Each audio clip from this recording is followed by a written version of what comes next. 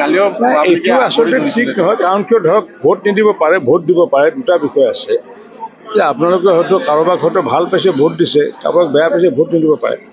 আৰু সেইটোৰ কাৰণে হয়তো বহি পেলাই আলোচনা কৰিম, যে আলাপ আলোচনা কৰি পেলাই যে আপুনি ইমান বছৰে নাহিলে, কিন্তু সেইটো লৈ পেলাই যে সামাজিকভাৱে তেনেকুৱাকৈ তিৰস্কাৰ কৰাটো মই পচন্দ নকৰোঁ। কাৰণ কিয় মানুহৰ সকলোৱে যিহেতু আমাৰ নিৰ্বাচনী আয়োগে যিহেতু এটা আমাক নিয়ম বান্ধি দিছে আৰু সকলোকে কেম্পেইন কৰিব দিছে, আপুনি ভোট নিদিব পাৰে বেলেগ কথা, মনোৰঞ্জন তালুকদাৰক ভোট নিদিয়ে বেলেগ কথা, কিন্তু সেই বুলি মনোৰঞ্জন তালুকদাৰক তিৰস্কাৰ কৰাটো এইটো মই আচলতে পক্ষপাতি নহয় বা মই সমৰ্থন নকৰোঁ।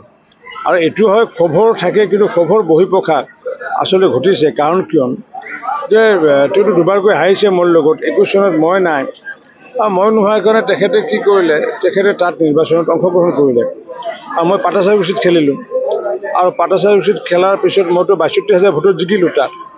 তেওঁ কি কৰিলে, সমগ্ৰ ধৰ্মীয় সংখ্যালঘুসকলৰ প্ৰায় ৮৩,০০০ ভোট পাই পেলাই কংগ্ৰেছৰ UDFৰ সমৰ্থনত তেখেতে MLA হ'ল। আৰু সেইবোৰ হোৱাৰ পিছত তেখেতে কি কৰিলে, সেই সংখ্যালঘু অধ্যুষিত অঞ্চলত তেওঁ এদিনো নগ'লে, কাম কৰা দূৰৰ কথা এদিনো নগ'লে, যাৰ কাৰণে সংখ্যালঘু অঞ্চলত মই ঘূৰি গম পাইছোঁ তেওঁক নতুন এটা টাইটেল দিছে, মিৰ্জাফৰ বুলি টাইটেল দিছে। মিৰ্জাফৰ মানে হৈছে মানে আমাৰ মানে হিন্দীত মানে গেদ্দাৰ বুলি কয় আৰু আৰবিকত কয় মুনাফিক বুলি কয়। আৰু এই মুনাফিকৰ কথা কোৰাণ শ্বৰীফত লিখা আছে।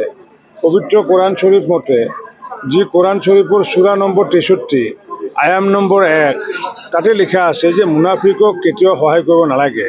গতিকে সেইকাৰণে যিসকলে ইছলাম ধৰ্মীয় মূলৰ মানুহ আৰু যিসকলে পবিত্ৰ কোৰাণ শ্বৰীফ মানি লয়, সেইসকলে সূৰা নম্বৰ ৬৩ আয়াম নম্বৰ ১ৰ আধাৰত মুনাফিকক ভোট নিদিয়ে কাৰণে তেওঁলোকে বৰ্জন কৰিছে। সেইটো বৰ্জন কৰক বেলেগ কথা, কিন্তু তিৰস্কাৰ কৰিব নাপায়।